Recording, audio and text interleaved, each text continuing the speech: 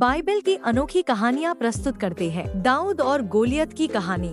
पलिश्ती इसराइलियों के विरुद्ध युद्ध के लिए एकत्र हुए। पलिश्ती एक पहाड़ी पर और इसराइली दूसरी पहाड़ी पर पंक्तिबद्ध थे। उनके बीच एक घाटी थी। अब हम देखते हैं कि राजा शाऊल और इसराइली एला घाटी में डेरा डाले हुए थे। गत शहर से गोलियत नाम का एक आदमी पलिश्तियों के शिविर से इसराइलियों को चुनौती देने के लिए बाहर आया। दोस्तों, गोलियत 7 फीट से ज्यादा लंबा था। हम देखते हैं उसके पास लोहे का कवच था जिसका वजन कम से कम 125 पाउंड था। उसके भाले के लोहे के सिरे का वजन लगभग 15 पाउंड था।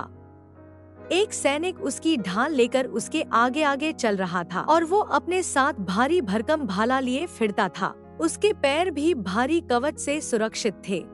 अब गोलियत ने इसराइलियों पर चिल्लाते हुए कहा, अपने लोगों में से एक को मुझसे लड़ने के लिए चुनो। अगर वह जीत गया और मुझे मार डाला तो हम तुम्हारे गुलाम बन जाएंगे। हम देखते हैं कि इसराइली गोलियत से डरते थे और उन्होंने गोलियत के सामने एक शब्द भी नहीं कहा। अब दूसरी तरफ हम देखते हैं कि डेविड नाम का लड़का अपने गांव बेथलेहम में वापस आ गया था।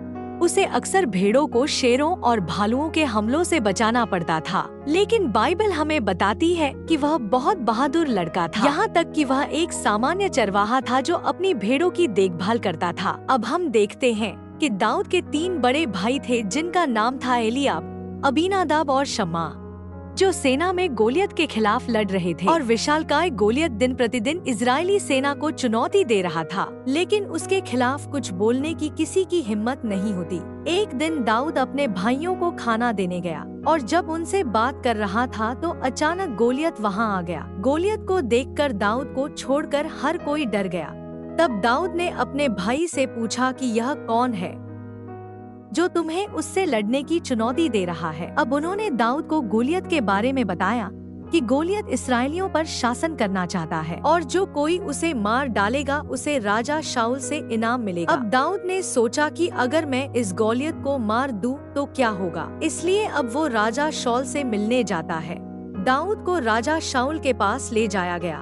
दाऊद ने कहा, महाराज, इस पलिश्ती से किसी को डरना नहीं चाहिए, इसलिए मैंने फैसला किया है कि मैं उसे मार दूंगा और अपने देश को बचाऊंगा। लेकिन राजा शाऊल ने उससे पूछा, तुम उससे कैसे लड़ सकते हो?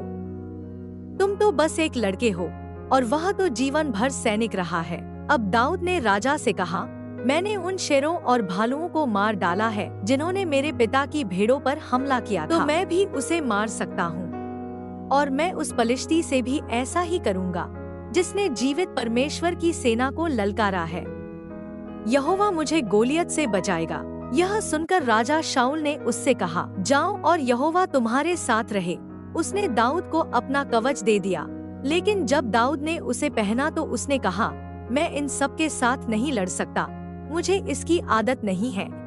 बजाय उसने अपनी चरवाहे की छड़ी ली और फिर नदी से 5 चिकने पत्थर उठाए और उन्हें अपने थैले में डाल लिया और उसका गोफन तैयार करके वह गोलियत से मिलने के लिए निकल पड़ा। अब गोलियत दाऊद की ओर बढ़ने लगा और उसका ढालवाहक उसके आगे आगे चल रहा था। गोलियत ने दाऊद के हाथ में लकड़े की छड़ी देखी और कहता है, क्या तू मुझे मारने आया है? ऐसी बात है तो आ, मैं तुझे मारकर जानवरों को खिला दूंगा। उसने दाऊद को धमकी दी कि दाऊद डर जाए, लेकिन यहाँ पर दाऊद बिल्कुल नहीं डरा। उसने गोलियत से कहा कि देखो, तुम्हारे पास भारी हथियार है और मेरे पास ये नहीं भी है, तो भी मैं तुम्हें आज मार डालूंगा और आज प्रभु तुम्हें मेरे हाथ में कर देंगे। अब गोलियत ने अपने भगवान की ओर से दाऊद पर श्राप बरसाए। उसने चिल्लाकर कहा, आजा, मैं तेरा शरीर पक्षियों और जानवरों को खाने के लिए दे दूंगा। जब गोलियत फिर से दाऊद की ओर बढ़ने लगा तो दाऊद तेजी से पलिश्ती की ओर भागा। उसने अपने थैले में से एक पत्थर निकाला और गोलियत पर फेंका। पत्थर उसके माथे पर लगा, जिससे उसकी खोपड़ी टूट गई और गोलियत मुंह के बल जमीन पर गिर पड़ा। फिर अचानक दाऊद ने दौड़कर गोलियत की तलवार म्यान से निकाली और उसका सिर काट दिया।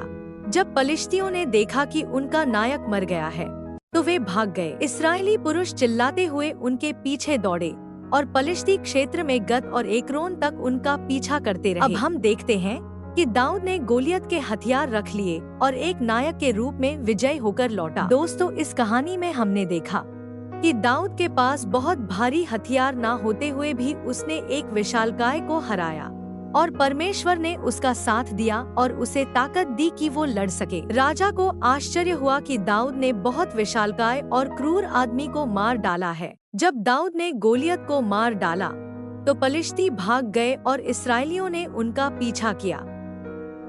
दाऊद गोलियत का सिर यरूशलेम ले गया और बाद में शाऊल ने दाऊद को अपनी सेना का नेतृत्व करने के लिए अधिकारी नियुक्त किया।